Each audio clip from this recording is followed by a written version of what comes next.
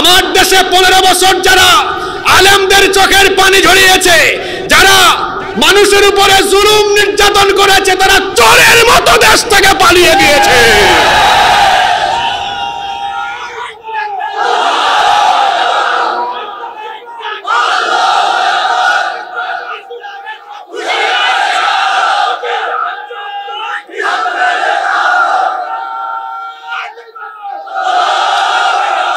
সম্মানিত ভাইয়েরা, কি পরিমাণ জুলুম হয়েছে চিন্তা করেছেন? জুলাই আগস্টে কত মায়ের বুক খালি করা হয়েছে, হাজার হাজার মায়ের বুক খালি করা হয়েছে, নিরপরাধ মানুষকে অপরাধী সাজায়া হত্যা করা হয়েছে। এই কোরআনের বাগানের রূপকার যাকে বলা হয়, কোরআনের কিংবদন্তি খাদেম শহীদ আল্লামা সাঈদীকে তারা জেলখানায় চিকিৎসার নামে হত্যা করেছে। যারা শহীদ আল্লামা সাঈদীকে চিকিৎসার নামে খুন করেছে, জুলাই আগস্টে হাজার হাজার মায়ের বুক খালি করেছে, এই খুনেদের কোনো ক্ষমা নাই, কোনো মাফ নাই। ডক্টর ইউনূস সাহেবকে আমরা বলবো, এই দেশের সকল দিক আর বিভাগের সংস্কার হবে পরে, খুনিদের খুনের বিচার করতে হবে আগে।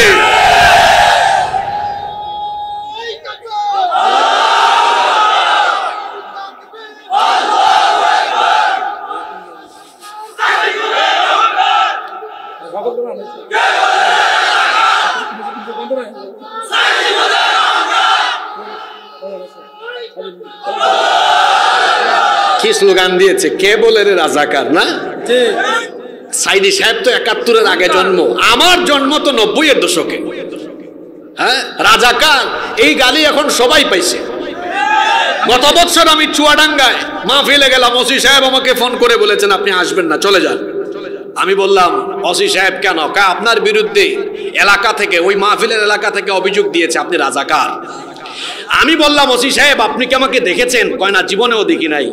আপনি কি আমার বয়স জানেন? কয় না, জানি না। আমি বললাম আমাকে দেখেন নাই, বয়সও জানেন না, আপনি আমাকে রাজাকার বললেন কেমনে? আমার তো জন্ম স্বাধীনতার বহু পরে। কয় হুজুর বুঝছি, সম্ভবত আপনি চেতনায় রাজাকারের জন্য বলেছেন।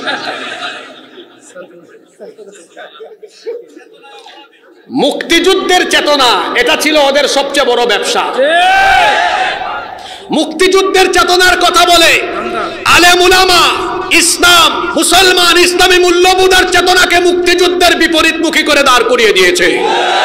এই জাতিকে বিভক্ত করার অপচেষ্টা করতে গিয়ে এই জাতির লোকেরাই তাদেরকে দেশ থেকে বিতাড়িত করে দিয়েছে। আসসালামু আলাইকুম ওয়া রাহমাতুল্লাহি ওয়া বারাকাতুহু। ইন্নাল হামদালিল্লাহিল্লাযী বিনি'মাতিহি তাতিম্মুস সালিহাত আল্লাযী 'আল্লামাল কুরআন وأكرمنا بالإسلام وأنعم علينا بالإيمان نستغفره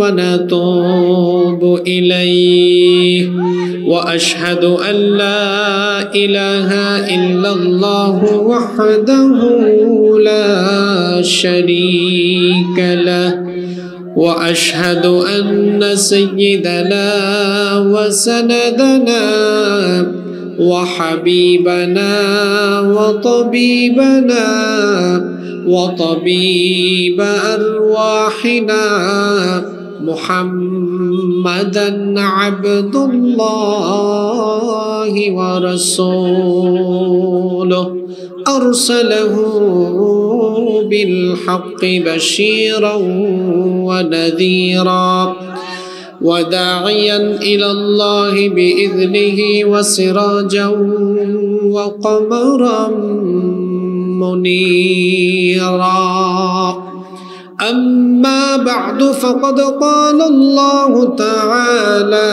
في كلامه المجيد وفي فرقانه الحميد সওয়াবের নিয়তে আপনারা আমার সাথে তিলাওয়াত করেন। আউযু বিল্লাহি মিনাশ শাইতানির রাজিম। বিসমিল্লাহির রাহমানির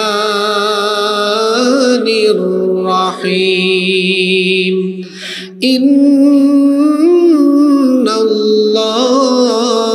ওয়া মালাইকাতাহু ইউসাল্লুনা আলান নাবিয়্যি ইয়া আইয়ুহাল্লাযীনা আমানু সাল্লু আলাইহি ওয়া সাল্লিমু তাসলিমা। আল্লাহুম্মা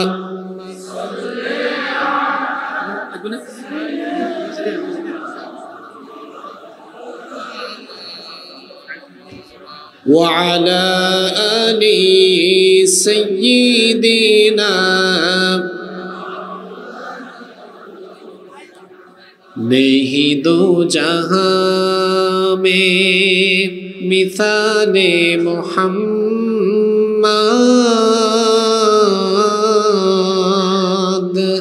जमाले खुदा है कमाले मोहम्मद नहीं दो जहां में मिसाले मोहम्मद जमाले खुदा है कमाले मोहम्मद हृदय मोहम्मद। अल्लाहुम्मा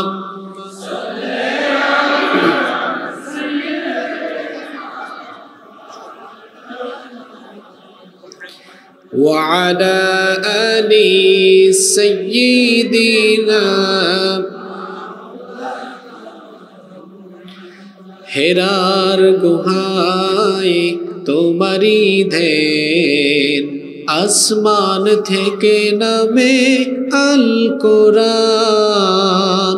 হেরার গুহায় তোমারি ধ্যান আসমান থেকে নামে আল কোরআন। ভাঙলো সবার ভুল তোমারই পরে আসলো কোরআনের ছায়া তোলে। খালিদ ওমর আলী আবু বকর ইসলামী ঝান্ডা নীল যে তুলে। আল আমিন তুমি ছিলে যে সদা সকল মানুষের তরে। হে রাসূল তোমাকে ভুলি আমি কেমন করে। হে রাসূল তোমাকে ভুলি আমি কেমন করে। আল্লাহুম্মা সাল্লি আলা সাইয়্যিদিনা ওয়া আলা আলি সাইয়্যিদিনা। কত ব্যথা কত ভাবে সয়েছ যে তুমি তোমারই খুনে লাল তাইফের ভূমি। ফেরেশতা এসে চায় ধ্বংসের হুকুম লৌহ মাখা মুহাম্মদ প্রাণেতে হাসরাত। হে আল্লাহ দয়া করো এ তায়েফবাসী ওরা চিনেনি তো আমি যে মুহাম্মদ হৃদয়ে মুহাম্মদ। আল্লাহুম্মা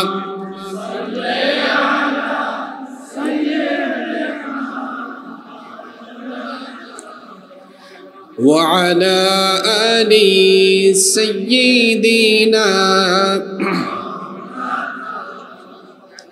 বাংলাদেশের ঐতিহ্যবাহী কুমিল্লা জেলার লাকসাম উপজেলায় অবস্থিত নরপাটি পশ্চিম সাহেবপাড়া দেওয়ান শাহ রহমতুল্লাহ আলাই জামে মসজিদের উদ্যোগে আয়োজিত আজকের এই 10ম বার্ষিক তাফসিরুল কোরআন মাহফিলে মোহতারাম শ্রদ্ধাভাজন সভাপতি, বিশিষ্ট সমাজসেবক ও রাজনীতিবিদ, 8 নং লাকসাম পূর্ব ইউনিয়ন বিএনপির সম্মানিত সভাপতি জনাব আলহাজ মৌলভী ইব্রাহিম খলিল, আল্লাহ তাআলা তাকে দ্বীনের জন্য, কোরআনের জন্য কবুল করে নেন। আমরা সবাই বলি আমিন। আজকের মাহফিলের সম্মানিত প্রধান অতিথি, শহীদি ঈদগাহ বাংলাদেশ জামাতে ইসলামী এর কেন্দ্রীয় মজলিসের শুরা সদস্য এবং কুমিল্লা দক্ষিণ জেলার সংগ্রামী সেক্রেটারি, এই এলাকার গণমানুষের প্রিয় ব্যক্তিত্ব, জননন্দিত জননেতা জনাব ডক্টর সৈয়দ AKM সরওয়ার উদ্দিন সিদ্দিকী হাফিজাহুল্লাহ ওয়া রাআহ ওয়া আতালাল্লাহু উমরাহ ওয়া নাফাআল্লাহু বিহিল উম্মাহ ওয়া জাআলাহুল্লাহু মিনাল ইবাদিল মুখলিসিন। আমরা সবাই বলি আমিন। আজকের মাহফিলের বিশেষ মেহমান, বিশিষ্ট আইনজীবী, আপনাদের এই কুমিল্লার গৌরব, আপনাদের রত্ন, নারী ও শিশু অপরাধ দমন ট্রাইব্যুনাল 1 এর সম্মানিত পাবলিক প্রসিকিউটর জনাব অ্যাডভোকেট বদিউল আলম সুজন, পোস্টারে উল্লেখিত সম্মানিত বরেণ্য অতিথিবৃন্দ, বিশেষ করে মঞ্চে বসে আছেন বাংলাদেশ জাতীয়তাবাদী দল বিএনপি এবং বাংলাদেশ জামাতে ইসলামীর বিভিন্ন স্তরের সম্মানিত নেতৃবৃন্দ, আমি সবার জন্য দোয়া করছি আল্লাহ সবাইকে দ্বীনের জন্য কবুল করেন। আমরা বলি আমিন। উপস্থিত হযরত উলামায়ে কেরাম, আমার সামনে বসা পিতৃতুল্য সম্মানিত মুরব্বিয়ানে ইযাম, যুগে যুগে আল্লাহর জমিনে আল্লাহর দ্বীন প্রতিষ্ঠায় যারা অগ্রসেনানীর ভূমিকা পালন করেছেন, আমার কলিজার টুকরা প্রিয় যুবক, তরুণ এবং ছাত্র ভাইয়েরা, পর্দার আড়াল থেকে শ্রবণরতা শ্রদ্ধেয়া মা এবং বোনেরা, উপস্থিত মিডিয়ার প্রিয় কর্মী এবং সাংবাদিক ভাইয়েরা, প্রিয় নরপাটি তথা আমার প্রিয় লাকসামবাসী, আপনারা সবাই কেমন আছেন? আলহামদুলিল্লাহ, আমিও আল্লাহর রহমতে ভালো আছি। আমাদের সবাইকে সুস্থতার সাথে বাঁচিয়ে রেখে আজকের এই সুন্দর, বরকতময়, নান্দনিক এবং জান্নাতি এই আয়োজনে আমাদেরকে শামিল হওয়ার তৌফিক যিনি দান করেছেন, গলার আওয়াজ বড় করে সবাই বলেন তো তিনি কে? সেই মহান রবের জন্য হৃদয়ের সবটুকু ভালোবাসা, আবেগ, অনুভূতিকে উজাড় করে দিয়ে খুশি মনে প্রাণবন্ত আওয়াজে উচ্চ কণ্ঠে কালিমাত শুকর আদায় করে আমরা সকলেই পড়ছি আলহামদুলিল্লাহ। রব্বানা লাকাল হামদ হামদান কাসীরান তাইয়িবান মুবারাকান ফীহি ইয়া রাব্বি লাকাল হামদু ওয়া লাকাশ শুকরু কামা ইয়ানবাগি লিজালালি ওয়াজহিকা ওয়া আযীমি সুলতানিকা লাকাল হামদু বিল ঈমান ওয়া লাকাল হামদু বিল ইসলাম ওয়া লাকাল হামদু বিল কোরআন। আল্লাহ তাআলার শুকরিয়া আদায় করার পর অসংখ্য অগণিত দুরুদ এবং সালাম পেশ করছি খাতামুন নবিয়্যিন, আশরাফুল আম্বিয়া ওয়াল মুরসালিন, রাহমাতাল লিল আলামিন, নবিয়ুনা ওয়া সাইয়্যিদুনা ওয়া কুদওয়াতুনা মুহাম্মাদুর রাসূলুল্লাহ সাল্লাল্লাহু আলাইহি ওয়াসাল্লামের প্রতি, যাকে আল্লাহ তাআলা আমাদের হেদায়েতের জন্য প্রেরণ করেছেন। আল্লাহুম্মা সাল্লি আলাইহি, আল্লাহুম্মা বারিক আলাইহি। সম্মানিত উপস্থিতি, আজকে লাকসামে আসতে পেরে আমি অত্যন্ত আনন্দিত। সেই 2020 সালের পরে, তারপরে আজকে আপনাদের এখানে আসতে পারলাম, বহু বছর পরে। আলহামদুলিল্লাহ। এক গোষ্ঠী মনে করেছিল এই দেশে কোরআন থাকবে না, কোরআনওয়ালা মানুষ থাকবে না, কিন্তু আল্লাহ তাআলার কি কুদরত, কি রহমত দেখেন, কোরআন আছে, কোরআনওয়ালারাও আছে, কোরআন বিরোধীরা থাকতে পারে নাই। তোমরা এই জমিনকে চিনতে পারো নাই। এই জমিন হলো কোরআনের জমিন। এই দেশ, এই দেশের মূল চেতনা হলো ইসলাম। এই দেশে পীর মাশায়েখগণ, আলেম উলামাগণ এসে এই দেশে ইসলাম আবাদ করেছেন। এদেশে লক্ষ লক্ষ মসজিদ মাদ্রাসা আছে, লক্ষ লক্ষ উলামা মাশায়েখ আছেন। সুতরাং যে দেশে এত লক্ষ লক্ষ মসজিদ মাদ্রাসা উলামা মাশায়েখ আছেন, তাদের চিন্তা চেতনার বাহিরে গিয়ে কেউ এই দেশে টিকে থাকবে তা কশ্চিনকালেও হতে পারে না। এরা জমিন চিনতে ভুল করেছে, এজন্য ভুলের মাসুল কি করে দিতে হলো, কি গজবে পড়লো।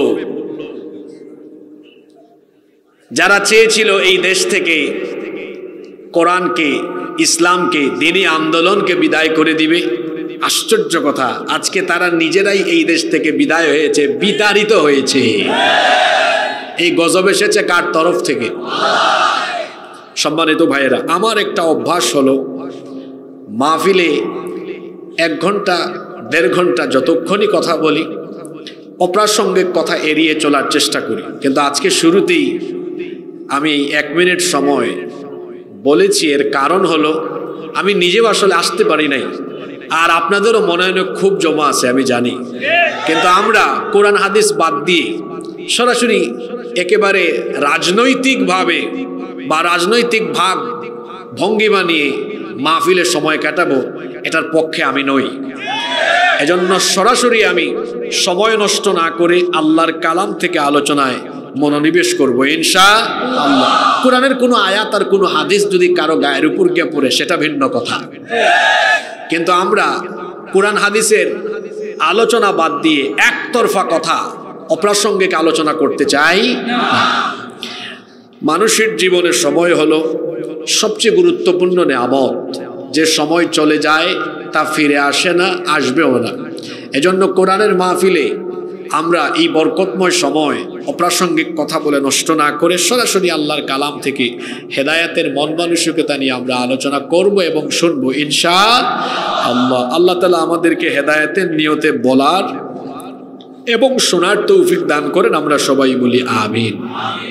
প্রিয় লাকসামবাসী, এই পৃথিবীতে আমাদেরকে যিনি পাঠিয়েছেন, গলার আওয়াজ বড় করে সবাই বলেন তো তিনি কে? আমরা আল্লাহর কাছ থেকে এসেছি, আবার ফিরে যাব আল্লাহর কাছে। ইন্না লিল্লাহি ওয়া ইন্না ইলাইহি রাজিউন। নিশ্চয়ই আমরা আল্লাহর, আবার ফিরে যাব আমরা কার কাছে? আল্লাহর কাছে। আমরা মুসাফিরখানা হিসাবে দুনিয়াতে কিছু সময় আছি। সবচেয়ে আশ্চর্যের কথা হলো এই যে কতক্ষণ এই দুনিয়াতে আছি এটা কেউ আমরা জানি না, জানার কোনো উপায়ও নাই। মানুষের জীবনের নাই কোনো ওয়ারেন্টি, নাই কোনো গ্যারেন্টি। যে কোনো মুহূর্তে আমরা দুনিয়া থেকে চলে যেতে পারি।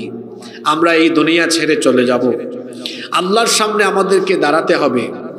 আমাদের জন্ম থেকে নিয়ে মৃত্যু পর্যন্ত গোটা জীবনভর আমরা যা করেছি সব কিছুর পুঙ্খানুপুঙ্খ হিসাব যার কাছে দিতে হবে তিনি কে? আল্লাহ। হিসাবের সিস্টেমটা কেমন হবে? সূরা জিলজালের শেষের দিকের আয়াতগুলোতে আল্লাহ বলেছেন, ফামান ইয়ামাল মিসকালা যাররাতিন খায়রান ইয়ারাহ ওয়া মান ইয়ামাল মিসকালা যাররাতিন শাররান ইয়ারাহ।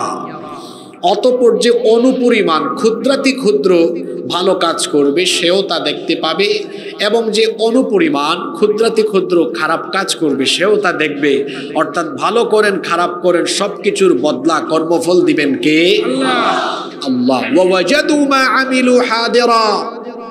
মানুষ যা করেছে সব তার সামনে হাজির দেখতে পাবে, সবকিছু হিসাব নেওয়া হবে। আপনার গুনাহ পাপ অপকর্ম থাকলে পরে এটার শাস্তি হিসাবে জাহান্নামে যেতে হবে, নেক কাজ থাকলে পরে এটার বদলা হিসাবে জান্নাত দিবেন কে? সম্মানিত উপস্থিতি, প্রিয় লাকসামবাসী, যে সকল পাপ বা গুনাহের কারণে মানুষ জাহান্নামে যাবে, এই সকল পাপের ভেতরে এমন কিছু পাপ আছে যেই পাপের শাস্তি দুনিয়া থেকে শুরু হয়ে যাবে। আমার কথা কি আপনারা স্পষ্ট বুঝতে পারতেছেন? কোনো ভূমিকা নাই, কথা শুরু হয়ে গেছে, ভালো করে শোনেন। গুনাহ, পাপ, আল্লাহ এবং রাসূলের অবাধ্যতায় জীবন পরিচালনা করলে জাহান্নামে যেতে হবে। পাপ এবং গুনাহের শাস্তি কি? জাহান্নাম। পাপ এবং গুনাহের শাস্তি কি? জাহান্নাম। সবাই বলেন, পাপ এবং গুনাহের শাস্তি কি? জাহান্নাম। এটা তো আখিরাতে, পরকালে। কিন্তু এমন কিছু পাপ আছে, এমন কিছু গুনাহ আছে, মরার পরে শাস্তি তো হবেই, কিন্তু মরার আগে দুনিয়াতে থাকতেই আযাব গজব শাস্তি শুরু হয়ে যাবে। এমন কিছু পাপ আছে, এই পাপ করলে মরার আগেই শাস্তি শুরু হবে। কার তরফ থেকে? আল্লাহর পক্ষ থেকে। আজকে এমন 13টা গুনার কথা বলবো। এই 13টা গুনাহে যারা লিপ্ত হবে মরার আগেই, বলেন মরার আগে কি শুরু হবে? আযাব শুরু হবে, শাস্তি শুরু হবে। তাহলে আগে টপিক বুঝেন, নইলে আপনি মাহফিল থেকে বাড়ি ফিরবেন, বলবে হুজুর কি নিয়ে আলোচনা করলেন, বলবেন হুজুর কি কি জানি চিৎকার করে চলে গেছে। আগে টপিক বুঝেন। গুনাহ এবং পাপের চূড়ান্ত শাস্তি কি? জাহান্নাম। জাহান্নাম। দুনিয়াতে না আখিরাতে? আখিরাতে। দুনিয়াতে কিছু লাগবে না, দুনিয়াতেও কিছু লাগবে। এমন কিছু পাপ আর গুনাহ আছে যেই পাপ বা গুনাহ করলে মরার আগেই দুনিয়াতে শাস্তি দেওয়া হবে। এইরকম 13টা পাপ নিয়ে আজকে আমি কথা বলবো। যে 13টা পাপের শাস্তি শুরু হবে কোথায়? দুনিয়াতে। সবাইকে পুরুষ মানুষের মতো বলতে হবে, এই 13টা পাপের শাস্তি শুরু হবে কোথায়? দুনিয়াতে। হতে পারে কোনো একটা পয়েন্ট আমার সাথে আপনার সাথে মিলতে পারে, মিললে আমরা কি করব? তওবা করব। কারণ আমার আপনার গুনাহ যত বেশি, আল্লাহ পাকের দয়া হলো তার চাইতে আরো বহু গুণ বেশি। সুবহানাল্লাহ। হতে পারে মিলবে, কিন্তু আমরা মিলে গেলে তওবা করে বাড়ি চলে যাব ইনশাআল্লাহ। তাইলে আজকে আমরা এমন 13টা গুনাহ নিয়ে আলোচনা করব, যেই গুনার শাস্তি শুরু হবে কোথায়? জোরে বলেন কোথায়? শুরু হচ্ছে নাম্বার 1। খেয়াল করেন, 1 নাম্বার জুলুম। জুলুমের শাস্তি শুরু হয় কোথায়? সবাই তো বললেন না, জুলুমের শাস্তি শুরু হয় কোথায়? জুলুম এমন এক জঘন্য গুনাহ, এই গুনাহে লিপ্ত ব্যক্তি দুনিয়া থেকেই শাস্তি পাওয়া আরম্ভ হবে। আল্লাহ তাআলা বলেছেন, ইয়া ইবাদি ইন্নী হারামতুয যুলমা আলা নাফসি, হে আমার বান্দারা শোনো, আমি আল্লাহ নিজেই জুলুম হারাম করেছি, সুতরাং আমি তোমাদেরকে বলছি ফালা তাযালামু, কারো উপরে জুলুম করো না। কারণ জুলুম এমন এক মারাত্মক অপরাধ, আখিরাতে তোমাদেরকে জাহান্নামের আযাব দেওয়ার আগে দুনিয়াতেই আমি তোমাদেরকে এর শাস্তি দেওয়া আরম্ভ করব। বুখারী এবং মুসলিম শরীফের বর্ণনায় হাদিস এসেছে, আল্লাহর নবী বলেছেন, ইন্নাল্লাহা লা ইউমলি লিয-যালিম, নিশ্চয়ই আল্লাহ জালিমকে অবকাশ দেন, জালিমকে ছাড় দেন। ফাইদা আখাযাহু লাম ইউফলিতহু, কিন্তু আল্লাহ তাআলা জালিমকে যখন ধরেন তখন আর ছাড়েন না। তার মানে আল্লাহ তাআলা জালিমকে অত সহজে ধরেন না, কিন্তু যখন আল্লাহ ধরেন তখন আর ছাড়েন না। এজন্য খবরদার, কখনো কারো উপর জুলুম করবেন না। আপনি কোনো মানুষের উপর জুলুম করলে পরে আপনার এই খবর, এইটা সম্পর্কে যিনি জানেন, জোরে বলেন তিনি কে? এটা ভাববেন না যে আপনার জুলুমের খবর সম্পর্কে আল্লাহ গাফেল না, আল্লাহ গাফেল, আল্লাহ জানেন না, এমনটা আপনি ভাববেন না। কোরআন কারীমের 14 নম্বর সূরা, সূরা ইব্রাহিমের 42 নম্বর আয়াতে আল্লাহ তাআলা বলছেন, ওয়ালা তাহসাবান্নাল্লাহু গাফিলান আম্মা ইয়ামালুয যালিমুন, ইন্নামা يؤخرهم ليوم تشخص فيه الأبصار। আল্লাহ তাআলা বলছেন, জালিমরা যেন এটা না ভাবে, এটা যেন মনে না করে যে তাদের জুলুমের খবর সম্পর্কে আল্লাহ তাআলা গাফেল, আল্লাহ জানেন না। বরং সকল জালেমের জুলুম সম্পর্কে যিনি অবগত, গলার আওয়াজ বড় করে বলেন তিনি কে? সেই আল্লাহ তাআলা জুলুমের শাস্তি যখন দেওয়া আরম্ভ করেন তখন তিনি বড় কঠোর ভাবে আযাব দেওয়া আরম্ভ করেন। এজন্য আল্লাহ তাআলা কোরআনে কারীমের 22 নম্বর সূরা হজের 45 নম্বর আয়াতে বলছেন, ফাকাআইয়িম মিন ক্বরয়াতিন আহলাকনাহা ওয়া হিয়া যালিমাতুন ফাহিয়া খাফিয়াতুন আলা উরুশিহা ওয়া বিইরিম মুআত্তাদাতিন ওয়া কসরিম মাশীদ। আল্লাহ তাআলা বলছেন, এমন বহু এলাকা, এমন বহু জনপদ আছে যেই এলাকার, যেই জনপদের অধিবাসীরা জালেম হওয়ার কারণে আমি তাদের ঘরের ছাদ সহ বাড়ি সহ ধ্বংসস্তূপে পরিণত করে দিয়েছি। তাদের এলাকার কুয়াগুলোকে আমি পরিত্যক্ত বানিয়ে দিয়েছি এবং তাদের সুন্দর আর সুউচ্চ প্রাসাদগুলোকে একেবারে ধ্বংস করে দিয়েছেন কে? কোরআনে কারীমের 29 নম্বর সূরা আনকাবুতের 40 নম্বর আয়াতে আল্লাহ তাআলা বলছেন, ফাকুল্লান আখাযনা বিযামবিহি ফামিনহুম মান আরসালনা আলাইহি হাসিবা ওয়া মিনহুম মান আখাযাতহু আস-সাইহাতু ওয়া মিনহুম মান খাসাফনা বিহিল আরদা ওয়া মিনহুম মান আগরাকনা ওয়া মা কানা আল্লাহু লিইযলিমাহুম ওয়ালাকিন কানু আনফুসাহুম ইয়াযলিমুন। আল্লাহ তাআলা বলছেন, আর প্রত্যেককে আমি তাদের জুলুমের কারণে ধরেছি, পাকড়াও করেছি। কাউকে কাউকে তাদের জুলুমের কারণে আসমান থেকে পাথর কুচির বৃষ্টি নাজিল করে সমূলে ধ্বংস করে দিয়েছি। কারো কারো জুলুমের কারণে আসমানি গজব দিয়ে, বিকট আওয়াজ দিয়ে গোষ্ঠী শুদ্ধ আমি শেষ করে দিয়েছি।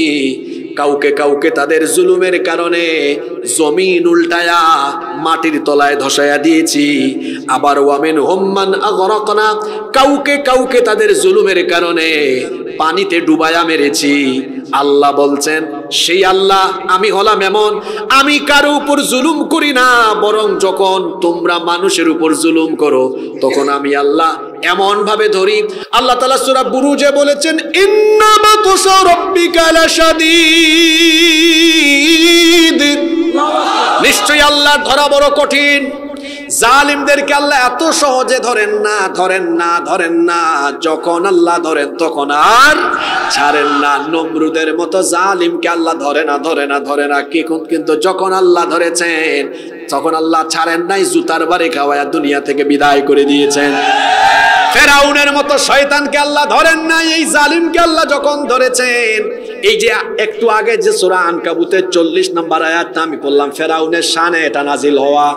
ওয়ামিনহুম মান আগরাকনা, কাউকে কাউকে আমি পানিতে ডুবায়া শেষ করে দিয়েছি।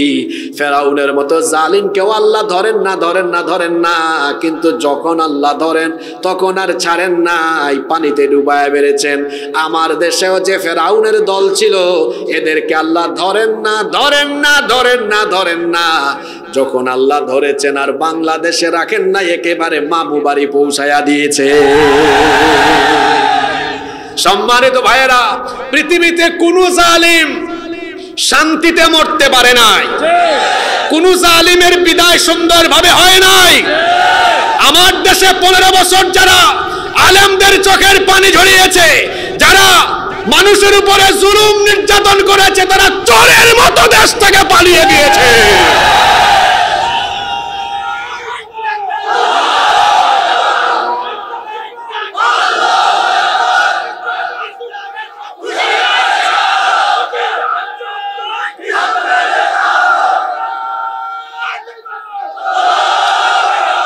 সম্মানিত ভাইয়েরা, কি পরিমাণ জুলুম হয়েছে চিন্তা করেছেন? জুলাই আগস্টে কত মায়ের বুক খালি করা হয়েছে, হাজার হাজার মায়ের বুক খালি করা হয়েছে, নিরপরাধ মানুষকে অপরাধী সাজায়া হত্যা করা হয়েছে।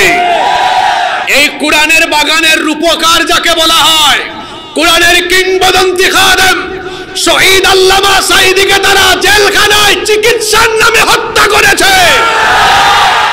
যারা শহীদ আল্লামা সাঈদীকে চিকিৎসার নামে খুন করেছে, জুলাই আগস্টে হাজার হাজার মায়ের বুক খালি করেছে। এই খুনেদের কোনো ক্ষমা নাই, কোনো মাফ নাই।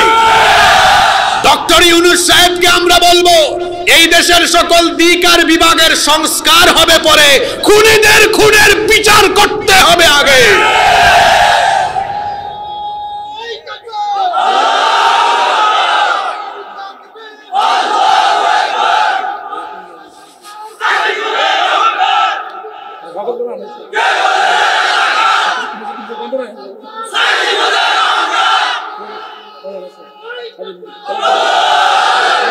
কি স্লোগান দিয়েছে, কে বলে রে রাজাকার, না? সাইদি সাহেব তো ৭১-এর আগে জন্ম, আমার জন্ম তো ৯০-এর দশকে। হ্যাঁ, রাজাকার এই গালি এখন সবাই পাইছে। গত বছর আমি চুয়াডাঙ্গায় মাহফিলে গেলাম, ওসি সাহেব আমাকে ফোন করে বলেছেন আপনি আসবেন না, চলে যান। আমি বললাম ওসি সাহেব কেন? আপনার বিরুদ্ধে এলাকা থেকে, ওই মাহফিলের এলাকা থেকে অভিযোগ দিয়েছে আপনি রাজাকার। আমি বললাম ওসি সাহেব আপনি কি আমাকে দেখেছেন? কয় না, জীবনেও দেখি নাই। আপনি কি আমার বয়স জানেন? কয় না, জানি না। আমি বললাম আমাকে দেখেন নাই, বয়সও জানেন না, আপনি আমাকে রাজাকার বললেন কেমনে? আমার তো জন্ম স্বাধীনতার বহু পরে। কয় হুজুর বুঝছি, সম্ভবত আপনি চেতনায় রাজাকারের জন্য বলেছেন।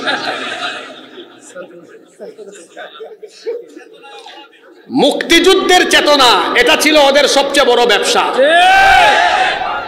মুক্তিযুদ্ধের চেতনার কথা বলে আলেম উলামা, ইসলাম, মুসলমান, ইসলামী মূল্যবোধের চেতনাকে মুক্তিযুদ্ধের বিপরীতমুখী করে দাঁড় করিয়ে দিয়েছে। এই জাতিকে বিভক্ত করার অপচেষ্টা করতে গিয়ে এই জাতির লোকেরাই তাদেরকে দেশ থেকে বিতাড়িত করে দিয়েছে। সম্মানিত ভাইয়েরা, ১ নম্বর পয়েন্টের উপর আমরা আছি। আজকে ওয়াজের বিষয় মনে আছে তো? যে পাপের শাস্তি আরম্ভ হয়, ১ নম্বর পয়েন্ট, জুলুমের শাস্তি শুরু হয় কোথায়? গুন্ডা শামীমের কথা এখন মনে পড়ল। হাসিবুর রহমান বেঁচে আছে, গুন্ডা শামীমের উপজেলায় এসেছে। গুন্ডা শামীম তার এলাকায় থাকতে পারে নাই। গুন্ডা শামীমের এলাকায় কিন্তু আগামী ৬ তারিখ, আজকে কয় তারিখ? 3 তারিখ। কমিটি তো আমার কাছে পোস্টার দিল, পোস্টারটা কি আমি আমার কাছে রাখছি? 6 তারিখ। আমি এদেরকে মাহফিল বলছিলাম আগামী বছর দিব, এবছর তো ডেট তো 1 বছর আগে আমাদের শেষ হয়ে যায়। তো এই বছরের ডেট তো গত বছরের রমজানে নেওয়া, বললাম আগামী বছর দিব না, তারা মানে না। এখানে ওয়ালিউল্লাহ ভাই আসছে, আছে মনে হয়, তাই না? আছে। আগামী ৬ ফেব্রুয়ারি, সেদিন রাতে কি হয়েছিল ওখানে আমি বলবো। ৬ তারিখ বাদ মাগরিব, আপনারা যাবেন তো? যাওয়া আপনাদের উচিত, যাওয়া উচিত না? মাইক কেড়ে নিয়েছিল।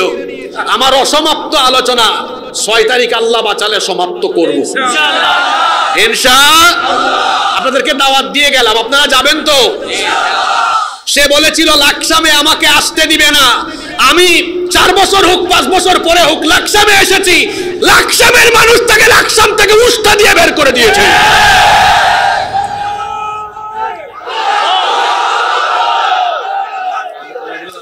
সম্মানিত ভাইরা বসেন, বসেন, ওনারা বসান।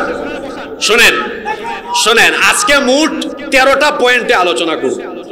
আপনারা প্রথম পয়েন্টে ক্লান্ত হয়ে যাবেন না, নইলে বাকি 12 পয়েন্টে টিকতে পারবেন না। এখনো আসি কয় নাম্বারে হয়েছে? আর স্লোগান দিয়া এনার্জি লস করে না, বাকিগুলাতে কেমনে দিবেন? তাহলে 13 নম্বরে গিয়ে এমন হবে নারে তাকবীর, এরকম হবে না মনে হয়, তাই না? কারণ কুমিল্লার মানুষের এনার্জি আছে, ঠিক না? রাত যত গভীর হবে কুমিল্লার মানুষের এনার্জি তত বাড়বে ইনশাআল্লাহ। তাহলে আমরা এই 1 নম্বর পয়েন্ট থেকে কি শিক্ষা নিলাম? আমরা কোনো মানুষের উপর জুলুম করব না, কারণ জুলুমের শাস্তি দুনিয়াতে দেন কে? আল্লাহ। কষ্ট হচ্ছে? নাম্বার 2 নম্বর যে গুনাহের শাস্তি আল্লাহ তাআলা মানুষকে দুনিয়ায় দেওয়া আরম্ভ করেন, সেটা হলো মা বাবার সাথে বেয়াদবি, মা বাবার সাথে অবাধ্যতার শাস্তি। এই দুনিয়া থেকেই যিনি দেওয়া শুরু করেন, জোরে বলেন তিনি কে? এই পৃথিবীতে আমরা যাদের মাধ্যমে আসলাম তারা হলেন আমাদের বাবা, তারা হলেন আমাদের মা। আল্লাহর পরে আমাদের জন্ম আর অস্তিত্বের জন্য আমরা আমাদের বাবা মায়ের কাছে ঋণী। বাবা মা বড় সেনসিটিভ জায়গা, বাবা মাকে আঘাত করবেন না, বাবা মার সাথে বেয়াদবি করবেন না। মা বাবাকে কষ্ট দিলে, মা বাবাকে নারাজ করে দিলে আপনার উপর যিনি নারাজ হয়ে যাবেন তিনি কে? আর যদি আপনি আপনার নিজের আব্বা আম্মাকে খুশি করেন, আপনার উপর যিনি খুশি হয়ে যাবেন তিনি কে? এজন্য আল্লাহর নবী বলেছেন, রিদাল্লাহু ফি রিদাল ওয়ালিদাইন ওয়া সাখাতুল্লাহি ফি সাখাতিল ওয়ালিদাইন। পিতামাতার সন্তুষ্টিতে আল্লাহ সন্তুষ্ট, পিতামাতার অসন্তুষ্টিতে আল্লাহ তাআলা অসন্তুষ্ট। পিতামাতার সাথে বেয়াদবির পরিণাম এত ভয়াবহ, কবিরা গুনাহের মধ্যে সবচেয়ে বড় দুইটা কবিরা গুনাহ। আল্লাহর নবী কি বলছেন শোনেন, আলা উহাদ্দিসুকুম বিআকবারিল কাবাইর, আমি কি তোমাদেরকে সবচাইতে বড় কবিরা গুনাহ সম্পর্কে বলবো না?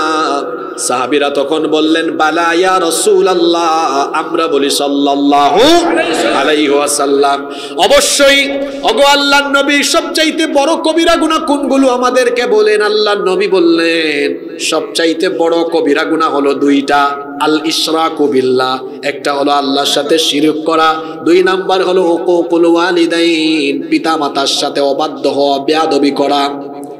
পিতামাতার সাথে বেয়াদবি করলে বিনা হিসাবে জাহান্নামে যেতে হবে, জান্নাতের গন্ধ পাওয়া যাবে না। কারণ পিতামাতার পায়ের তলায় জান্নাত যিনি রেখে দিয়েছেন, জোরে বলেন তিনি কে? আল্লাহ। ও আমার কলিজার টুকরা যুবক তরুণ ছাত্র ভাইয়েরা, আপনাদের পা ধরে আমি বলি, খবরদার আপনার বাবার সাথে মায়ের সাথে বেয়াদবি করবেন না। কারণ বাবা মার সাথে বেয়াদবির পরিণাম বড় খারাপ, জাহান্নামে যাওয়া লাগবে।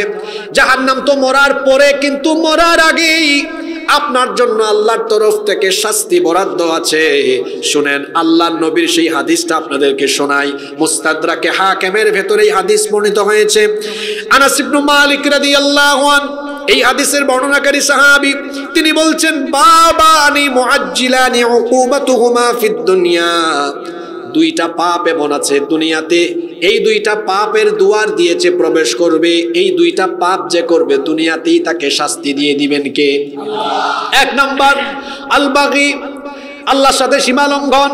দুই নাম্বার হলো হুকুকুল ওয়ালিদাইন, পিতামাতার অবাধ্য হলে, পিতামাতার সাথে বেয়াদবি করলে এই শাস্তি আল্লাহ তাআলা দুনিয়া থেকেই দেওয়া আরম্ভ করবেন। শাস্তিটা কেমন হতে পারে? দেখা যাবে তার উপার্জনে বরকত কমে যাবে, অভাব অনটন দুর্ভিক্ষ লেগেই থাকবে, অশান্তির দাবানলে পড়বে, সুখ পাবে না, শান্তি পাবে না। দুনিয়ায় যদি রিজিক চান, সম্মান চান, দুনিয়ায় যদি আপনি সব কিছুতে বরকত চান, তাহলে আব্বা আম্মার খেদমত করেন। কারণ বুখারী এবং মুসলিম শরীফে হাদিস এসেছে, আল্লাহর নবী বলেছেন, মান সাররাহু আইয়ুবসাতা লাহু ফি রিজকিহি আও ইউনসা লাহু ফি আথারিহি ফালইয়াসিল রাহিমাহ ওয়া আযামুর রাহিমি আল ওয়ালিদান আকরাবুর রাহিম আল ওয়ালিদান। আল্লাহর নবী বলেছেন, কেউ যদি তার রিজিকের মধ্যে বরকত চায়, কেউ যদি তার হায়াতের মধ্যে, জীবনের মধ্যে বরকত চায়, সেজন্য তার পিতা মাতার খেদমত করে। পিতা মাতার খেদমত করলে, পিতা মাতাকে খুশি করলে, পিতা মাতা বুড়া মানুষ, চিকিৎসা করান, মুখে তুলে খাওয়ান, আদর করেন, ভালোবাসেন, পিতা মাতাকে খুশি করেন, এই দুনিয়াতে আপনার রিজিকের কমতি হবে না, সম্মানের কমতি হবে না, গোটা জীবনটাকে বরকত দিয়ে তিনি ভরে দিবেন তিনি কে? এক বাবা মা, তাদের তিনটা ছেলে। কয়টা ছেলে? মনোযোগ দিয়ে শুনেন। এই তিন ছেলে একদিন বসেছে, বসার পরে বড় ছেলে বলতেছে, আচ্ছা ভাইরা শোনো, আমরা তো তিন ভাই, আমাদের আব্বা আম্মাকে চলো আমরা ভাগ করে খাওয়াই, আমি 10 দিন, তুমি 10 দিন, তুমি 10 দিন। দুই নাম্বার ছেলে আপত্তি তুললো, বললো, ভাই 10 দিন 10 দিন 10 দিন ভাগ না করে চলো আমরা মাস করে ভাগ করি, 1 মাস 1 মাস 1 মাস। ছোট ছেলে বলতেছে বড় দুই ভাইকে, ভাই আপনারা রাগ করেন না, এই 10 দিন আর 1 মাস করে ভাগাভাগি না করে আব্বা আম্মাকে সারা জীবনের জন্য আমার কাছে দিয়ে দেন। বড় দুই ভাই তো খুব খুশি, ভালোই তো হইছে, তাইলে মা বাবাকে খাওয়ানো লাগবে না, দেখাশোনা করা লাগবে না, চিকিৎসা করানো লাগবে না, তাহলে তো আমাদের খরচ বাঁচলো, টাকা বাঁচলো। এই তিনজনের কাহিনী শুনছে আরেকজন, শুনে বলতেছে ছোট ছেলেকে, তুমি তো 1 নাম্বার ব্যাককল, বলতেছে আমাকে ব্যাককল বলেছেন কেন? কই তোমার দুই ভাইকে দায়িত্ব না দিয়ে সব দায়িত্ব মা বাবার তুমি নিলে, এখন তো তোমার পয়সা খরচ বেশি হবে, তোমার সংসারে টাকা বেশি ব্যয় হবে, তোমার লস হইল না? ছোট ছেলে বলতেছে আমি ব্যাককল না, আপনি ব্যাককল, আমার দুই ভাই ব্যাককল। কারণ আমার বাবা মাকে আমি খাওয়ালে, তাদের দেখাশোনা আমি করলে, আবার বাবা মা আমাকে দোয়া না দিলেও যদি খালি একটা হাসি মারে, মুচকি হাসি, আল্লাহ আমার উপর এত খুশি হবেন, দুনিয়ার সব ধন সম্পদ আল্লাহ আমার পায়ের তলায় ফেলাইয়া দিবেন। সুবহানাল্লাহ। আমি যদি আমার মা বাপকে খাওয়াই, আমি যদি মা বাবার খেদমত করি, মা বাপকে খুশি করি, সম্পদের অভাব আমার হবে না। মা বাবার জন্য খরচ করব 10 টাকা, বিনিময়ে আল্লাহ দিবেন কোটি কোটি টাকা। সুবহানাল্লাহ। তাহলে কি বুঝলেন যুবক ভাইয়েরা? বুদ্ধিমানের কাজ হলো মা বাপকে দূরে রাখা না কাছে রাখা? জোরে বলেন, দূরে রাখা না কাছে রাখা? আপনার আব্বা আম্মা অসুস্থ, চিকিৎসা করান। আপনার বাবা মা বলবে বাবারে এত টাকা খরচের দরকার নাই, কুমিল্লায় নিস না। আপনি বলবেন কিসের কুমিল্লা? আপনাকে ঢাকা নিয়ে যাব, শরীরে যতক্ষণ রক্ত থাকবে ততক্ষণ আমি আপনাকে কষ্ট করে চিকিৎসা করাবো। আল্লাহু আকবার। পৃথিবীর সবচেয়ে দামি নেয়ামত মা বাবা। পৃথিবীর সবচেয়ে দামি নেয়ামত কি? মা বাবা। এই মা বাবাকে কেউ যদি আঘাত করে, কষ্ট দেয়, দুঃখ দেয়, তার তো পরকালে তার জন্য জাহান্নাম, নিশ্চিত জাহান্নাম। কিন্তু এই শাস্তি দুনিয়ায় পাবে। শুনে রাখুন, লাকসামের মানুষ মা বাবার সাথে বেয়াদবি করলে না খাইয়া মরা লাগবে, অভাবে অনটনে দুর্ভিক্ষে আপনি থাকবেন, বউয়ের সাথে শান্তিতে সংসার করতে পারবেন না, আপনার জীবনে অশান্তি থাকবে, ব্যবসায় লস, রাজনীতিতে ধস, যেখানে যাবেন লাঞ্ছিত হবেন, অপদস্থ হবেন। মা বাপকে খুশি করবেন, সারা জীবন আল্লাহ আপনাকে সুখী শান্তিতে রেখে দিবেন। সুবহানাল্লাহ। তাহলে বলেন 2 নাম্বার যে পাপ, যেটার শাস্তি দুনিয়া থেকে দেওয়া শুরু হয়, সেটা হলো কাদের সাথে বেয়াদবি করা? আমাকে যুবক ভাইরা কথা দেন, আপনারা কথা দেন তো, আব্বা আম্মার সাথে বেয়াদবি করবেন না খেদমত করবেন? কারা কারা রাজি আছেন একটু আল্লাহকে দেখান। মাশাআল্লাহ, আল্লাহ সবাইকে কবুল করেন। কষ্ট হচ্ছে নাকি? 3 নাম্বার গুনাহ, যেই পাপে লিপ্ত হলে পরে দুনিয়া থেকে গজব শুরু হয়, সেটা হলো আল্লাহর নেয়ামত ভোগ করার পরে আল্লাহর সাথে নাফরমানি করা। আল্লাহর নেয়ামত ভোগ করার পরে সেই নেয়ামতের নাশুকরি, সেই নেয়ামতের নাশুকরি করলে পরে আল্লাহ গজব দেন। আমাদের চারপাশে যা আছে এই সকল নেয়ামত আমাদেরকে দিয়েছেন কে? আস্তে বলবেন না, জোরে বলেন কে? কোরআনে কারীমের 16 নম্বর সূরা সূরাতুন নাহালের 53 নম্বর আয়াতে আল্লাহ বলছেন, ওয়ামা বিকুম মিন নি'মাতিন ফামিনাল্লাহ। তোমাদের কাছে যত নেয়ামত আছে এগুলো সব আল্লাহর নেয়ামত, সকল নেয়ামত তিনি দিয়েছেন। এই নেয়ামত তোমরা ভোগ করো, অসুবিধা নাই। মনে রাখবেন, এই দুনিয়াতে আল্লাহ যা কিছু বানিয়েছেন সব বানিয়েছেন আল্লাহ মানুষের জন্য। সুবহানাল্লাহ। দুনিয়ার সব কিছু বানিয়েছেন আল্লাহ মানুষের জন্য, আর মানুষকে বানিয়েছেন আল্লাহ তার গোলামের জন্য। কথাটা মনে রাখবেন, দুনিয়াতে আল্লাহ তাআলা যা কিছু বানিয়েছেন, গাছপালা, উদ্ভিদ, প্রাণী, পশু, সাগর, নদী, খাল, বিল, আসমান জমিনে যা আছে সবকিছু আল্লাহ কাদের জন্য বানিয়েছেন? মানুষের জন্য। আর মানুষকে বানিয়েছেন আল্লাহ কার গোলামের জন্য? আল্লাহ বলছেন নেয়ামতগুলো আমি তোমাদের জন্যই বানিয়েছি, এই নেয়ামত তোমরা খাও, ভোগ করো, অসুবিধা নাই। কিন্তু নেয়ামত পাওয়ার পরে যদি তোমরা শুকরিয়া করো কি হবে, আর যদি অকৃতজ্ঞ হও তাহলে কি হবে শোনো। লা ইন শাকারতুম লা আযীদান্নাকুম ওয়া লা ইন কাফারতুম ইন্না আযাবি লাশাদীদ। কোরআন কারীমের 14 নম্বর সূরা, সূরা ইব্রাহিমের 7 নম্বর আয়াত, আল্লাহ তাআলা বলছেন আমার নেয়ামতের যদি শুকরগুজারি করো আমি এই নেয়ামত আরো বহু গুণে বাড়িয়ে দেব। আর যদি অকৃতজ্ঞ হও তাহলে আল্লাহর শাস্তি সহজ না কঠিন? আস্তে বলবেন না, জোরে বলেন, সহজ না কঠিন?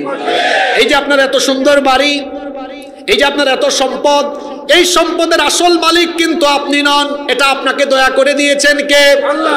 এটা পাওয়ার পরে বেশি বেশি আল্লাহর শুকরিয়া করেন, আল্লাহ তাআলার শুকরিয়া আদায় করেন। কারুনের কথা আমরা সবাই জানি, কারুনকে আল্লাহ সম্পদশালী বানিয়েছেন, কিন্তু নাফরমানির কারণে, নাশুকরির কারণে কারুনকে তার সম্পদ সহ ধ্বংস করে দিয়েছেন কে? আল্লাহ তাআলা কারুনের কথা কোরআনে কারীমের 28 নম্বর সূরা কাসাসের 76 নম্বর আয়াত থেকে বলছেন। শুনেন কারুনের ঘটনাটা শুনেন। আল্লাহ বলছেন, ইন্না কারুনা কানা মিন কওমি মূসা ফাবাগা আলাইহিম ওয়া আতাইনাহু মিনাল কুনুজি মা ইন্না মাফাতিহাহু লাতানু বিল উসবাতি উলিল কুওয়া ইয ক্বালা লাহু কওমুহু লা তাফরাহ ইন্নাল্লাহা লা ইউহিব্বুল ফারিহিন। আল্লাহ তাআলা বলছেন, নিশ্চয়ই কারুন মুসা নবীর কওমের অন্তর্ভুক্ত ছিল, সে আল্লাহর সাথে বিদ্রোহ করেছিল। ওয়া আতাইনাহু মিনাল কুনুজি মা ইন্না মাফাতিহাহু লাতানু বিল উসবাতি উলিল কুওয়া। আল্লাহ বলছেন, এই কারুনকে আমি এত ধন ভান্ডার, এত সম্পদ দিয়েছিলাম যে তার সম্পদ, তার ধন ভান্ডারের চাবি বহন করার জন্য শক্তিশালী একদল মানুষ লাগতো। আল্লাহু আকবার। এই কারুনকে তার সম্প্রদায়ের লোকেরা বলেছিল, ওয়াবতাগি ফীমা আতাকাল্লাহুদ দারুল আখিরাহ ওয়া লা তানসা নসীবাকা মিনাদ দুনিয়া ওয়া আহসিন কামা আহসানাল্লাহু ইলাইক ওয়া লা তাবগিল ফাসাদা ফিল আরদি ইন্নাল্লাহা লা ইউহিব্বুল মুফসিদিন।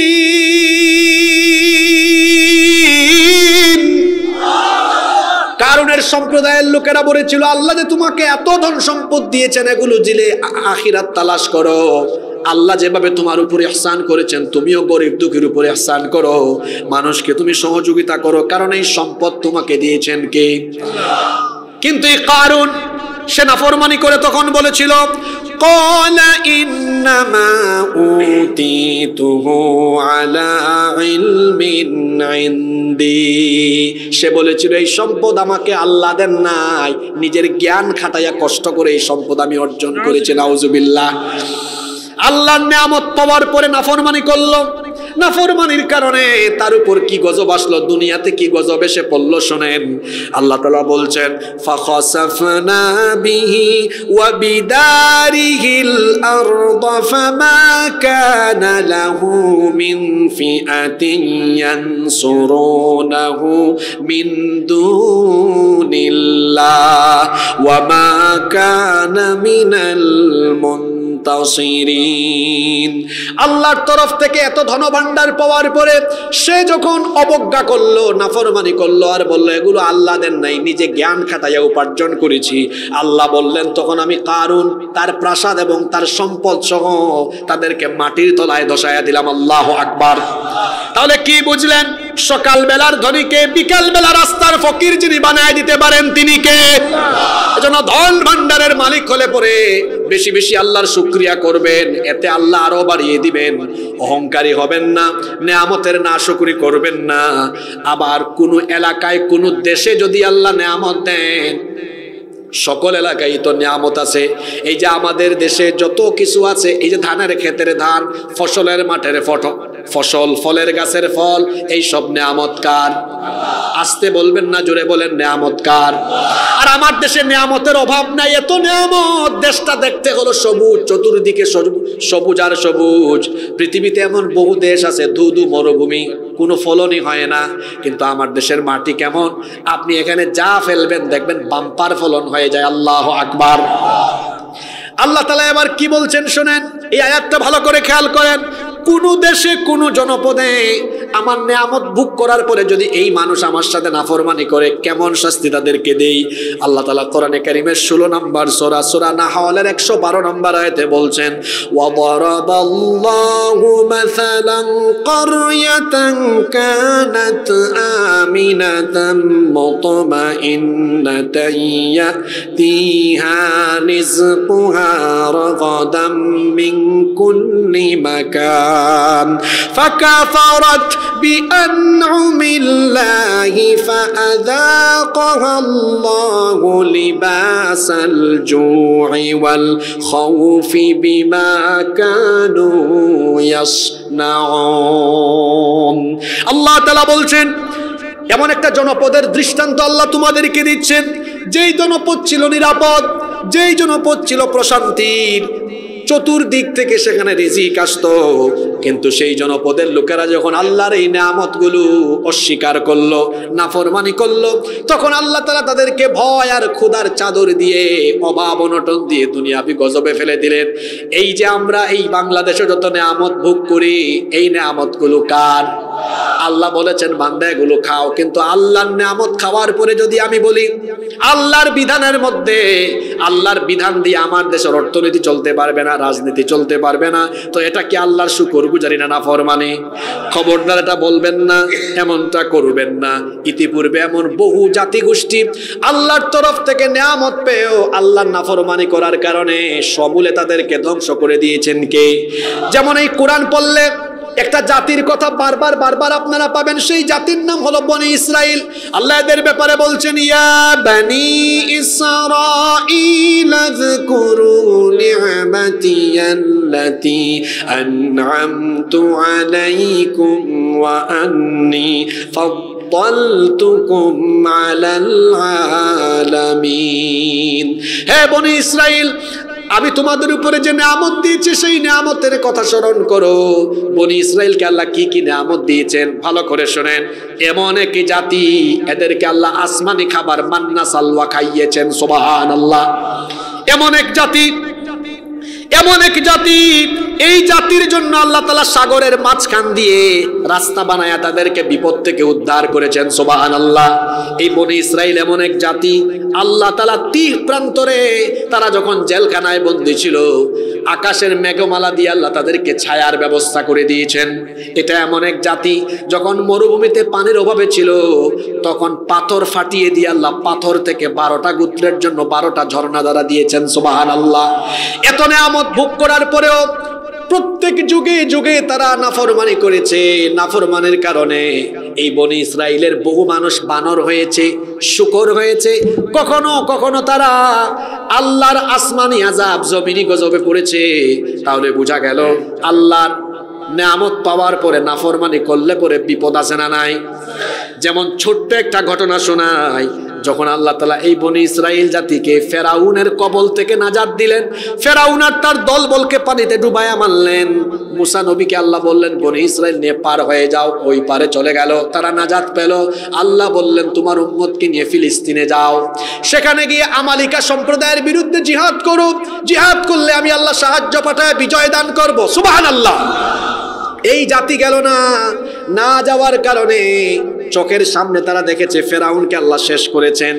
চোখের সামনে দেখার পরেও আল্লাহর হুকুম মানল না, ফিলিস্তিনে গেল না। যদি যেত আল্লাহর বিজয় তারা পেয়ে যেত, কিন্তু গেল না। না যাওয়ার কারণে তারা এই বনি ইসরাইল জাতি ফেরাউনের কাছ থেকে নাজাত পেলেও, মুক্তি পেলেও আরো 40 বছর 30 প্রান্তরে বন্দী থেকেছে। শুনতেছেন আপনারা? এটা আমার দেশের প্রসঙ্গের সাথে মিল আছে বলে আপনাদেরকে শোনাচ্ছি। ফেরাউনের মতো স্বৈরাচার, তার হাত থেকে আল্লাহ এই বনি ইসরাইলকে নাজাত দিয়েছেন। এই বনি ইসরাইল চোখের সামনে দেখেছে ফেরাউন ধ্বংস হয়েছে। কার কুদরতে? জোরে বলেন, কার কুদরতে? ফেরাউনকে মারার পরে আল্লাহ বলতেছেন, মুসা আপনার উম্মত বনি ইসরাইলকে বলেন ওই ফিলিস্তিনে যাইতে, ওখানে কাফিররা দখল করে রাখছে, যান।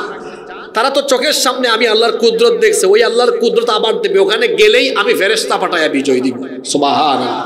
তারা যায় নাই। না যাওয়ার কারণে আল্লাহ এমন শাস্তি দিলেন, ময়দানে 40 বছরের উন্মুক্ত জেল।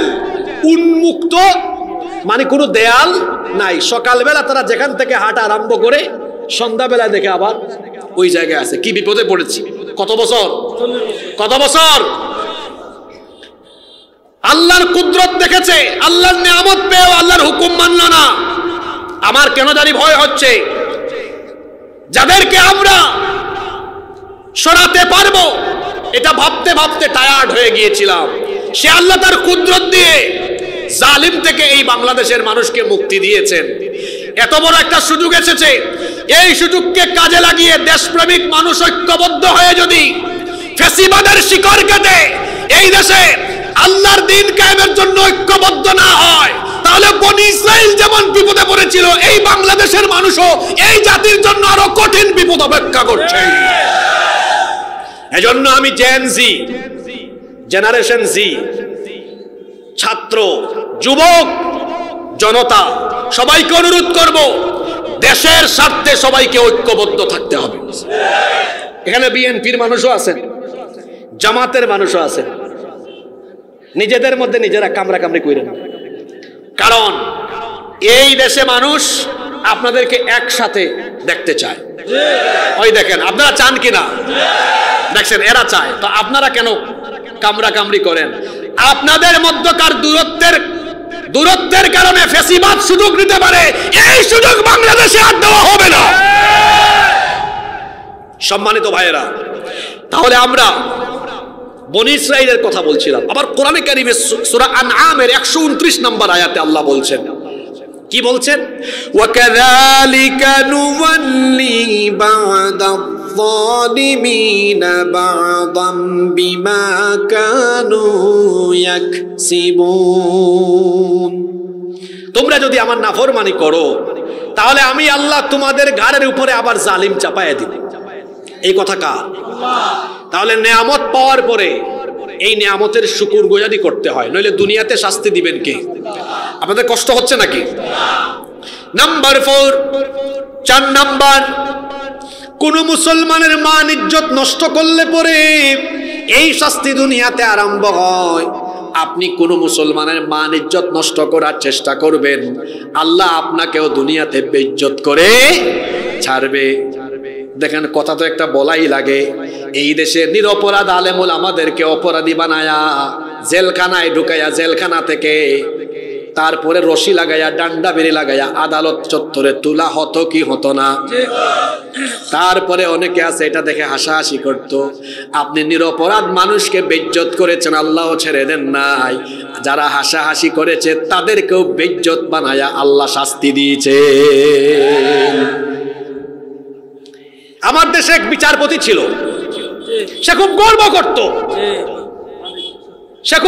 করত,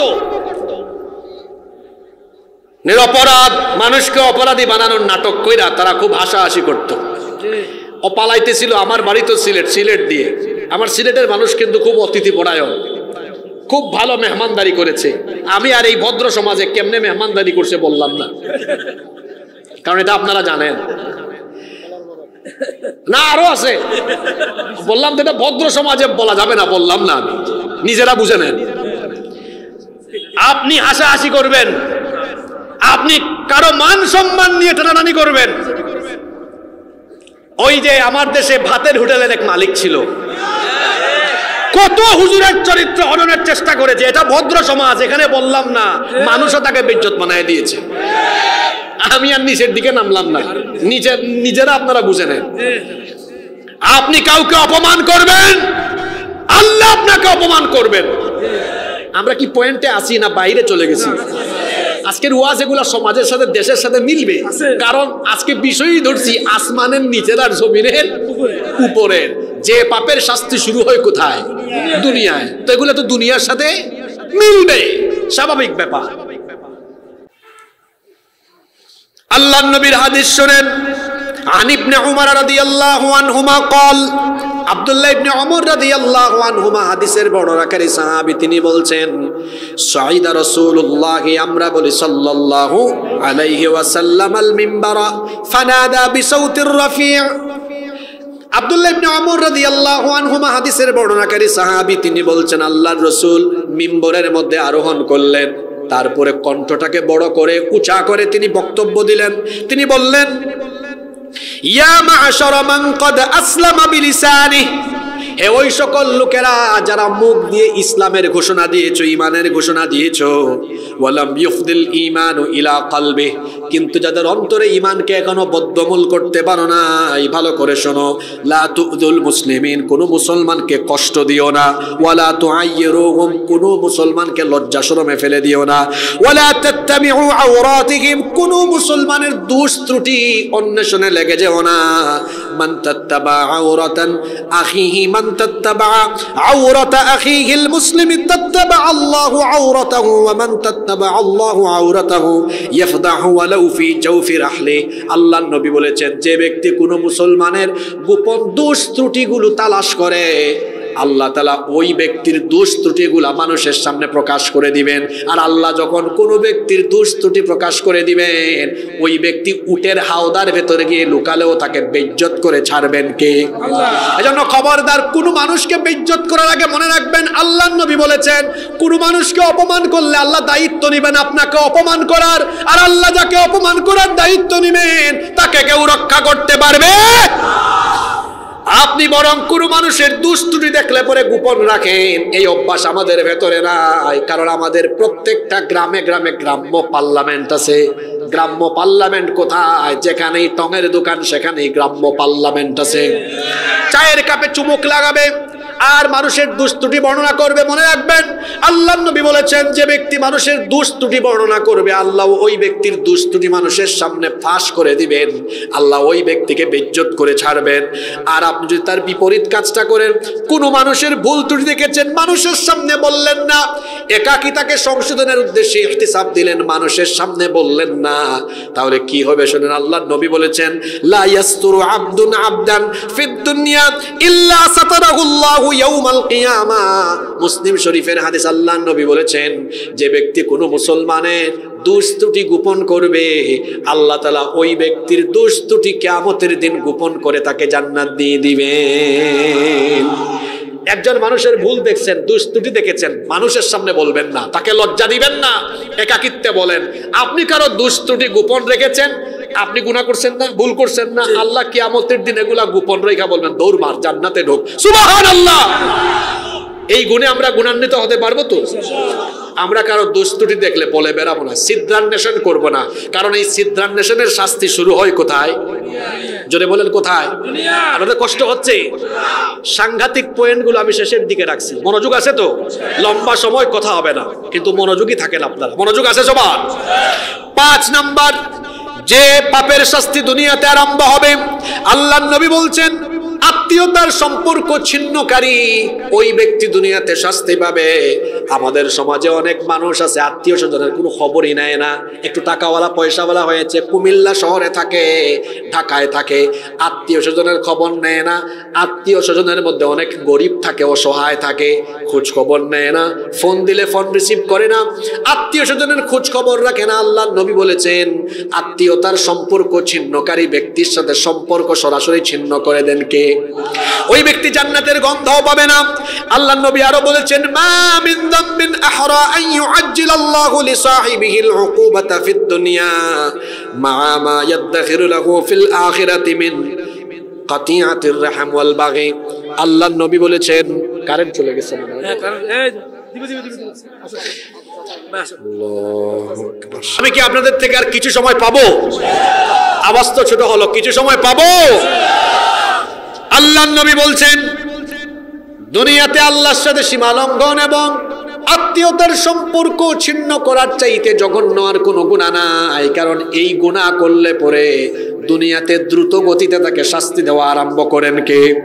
এজন্য আত্মীয় স্বজনের সাথে সম্পর্ক ছিন্ন করবেন, দেখবেন আপনার আয় উপার্জনে বরকত কমে যাবে, অশান্তি নেমে আসবে। তাহলে আমরা আত্মীয় স্বজনের সাথে দুর্ব্যবহার করব না, ভালো ব্যবহার করব। নাম্বার 6 নম্বর, অহংকারী আচরণ করলে পরে অহংকারী ব্যক্তিদেরকে দুনিয়া থেকেই শাস্তি দেওয়া আরম্ভ করেন কে? আল্লাহর নবী বলছেন, লা ইয়াজালুর রাজুলু ইয়াযহাবু বিনাফসিহি হাত্তা ইউকতাবা ফিল জাব্বারিন ফায়ুসিবুহু মা আসাবাহুম। আল্লাহর নবী বলেছেন, যখন কোনো ব্যক্তি অহংকারী মুডে চলাফেরা করে, আল্লাহ তাআলা ওই ব্যক্তির নাম অহংকারীদের খাতায় লেখার ব্যবস্থা করে দেন। যখনই তার নাম অহংকারীদের খাতায় লেখা হয়ে যায়, তখন থেকেই তার উপরে আল্লাহর গজব আরম্ভ হয়ে যায়। নাউজুবিল্লাহ। আল্লাহর রাসূল এক ব্যক্তির ঘটনা বলছেন, এই হাদিসটি মুসলিম শরীফে এবং মুসনাদে আহমদে বর্ণিত হয়েছে। আল্লাহর নবী বলছেন, বাইনামা রাজুলুন ইয়ামশি ফি হুল্লাতিন তুজিবুহু নাফসুহু মুরাজ্জালুন জুম্মাতাহ। আল্লাহর নবী বলেছেন, একবার এক ব্যক্তি ঘর থেকে বের হয়ে বড় জাঁকজমকপূর্ণ বড় সুন্দর কাপড় চোপড় পরে হাঁটা আরম্ভ করেছে, আর নিজের এই চাল চলন নিয়ে অহংকারী মুডে সে রাস্তার মধ্যে চলতেছিল। আল্লাহর নবী বলছেন সে তার মাথা চিরুনি দিয়ে আঁচড়াচ্ছিল আর সুন্দর কাপড় পরে হাঁটার সময় বারবার অহংকার করছিল। এরপরে আল্লাহ এমন গজব দিলেন, তাকে ওই রাস্তার মধ্যে আল্লাহ মাটির তলায় ধসায়া দিলেন। তার শাস্তি এখানেই শেষ হলো না। আল্লাহর নবী বলছেন ফাহুয়া ইয়াতাজালজালু ইলা ইয়াউমিল কিয়ামাহ, এই যে আল্লাহ তাআলা তাকে সেই দিন জমিনের নিচে ধসায় দিলেন, তখন থেকে কিয়ামত পর্যন্ত সে শুধু মাটির নিচের দিকে যেতে যেতে থাকবে।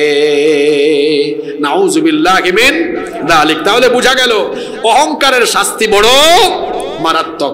আল্লাহ তাআলা বলেছেন আল কিবরিয়া উরিদাই, অহংকার হলো আমার চাদর। ফামান ইউনাজিউনি আযাবতুহু ফিদ দুনিয়া ওয়াল আখিরাহ, যে অহংকার করে আমার চাদর নিয়ে টানাটানি করবে তাকে দুনিয়া আখিরাতে শাস্তি দিবেন কে? তাকায়া দেখেন সমাজের দিকে, যারাই অহংকার করেছে অহংকারীদের পরিণতি দুনিয়াতেই খবর হয়েছে। মেধা আছে, জ্ঞান আছে, অহংকার করবেন না, কারণ জ্ঞানের নিয়ামত ছিনায় নিয়ে রাস্তার পাগল আপনাকে বানায় দিতে পারেন কে? টাকা পয়সা আছে, অহংকার করবেন না, কারণ আপনার এই টাকা পয়সা সম্পদ ছিনায় নিয়ে রাস্তার ফকির আপনাকে বানায় দিতে পারেন কে? ক্ষমতা পেয়ে গুন্ডা শামীমের মতো অহংকারী হবেন না, কারণ চেয়ারে বসাইছেন যিনি, জুতার বাড়ি খাওয়াইয়া চেয়ার থেকে নামাইয়া দেশ থেকে বিদায় করতে পারেন তিনি। কিন্তু আমরা চেয়ারে বসলে হুশ আর ঠিক থাকে না। দেখেন নাই কি অহংকারী কথাবার্তা। 41 সাল পর্যন্ত থাকবো, 41 সাল পর্যন্ত মানুষ সুযোগ দেয় নাই, জনগণ তো পায় নাই। এর আগে হেলিকপ্টারে উঠেছে, যদি হেলিকপ্টারে উঠার আগে জনগণ পাইতো, জুতা দিয়ে পিটায় পিটায় দেশ ছাড়া করতো।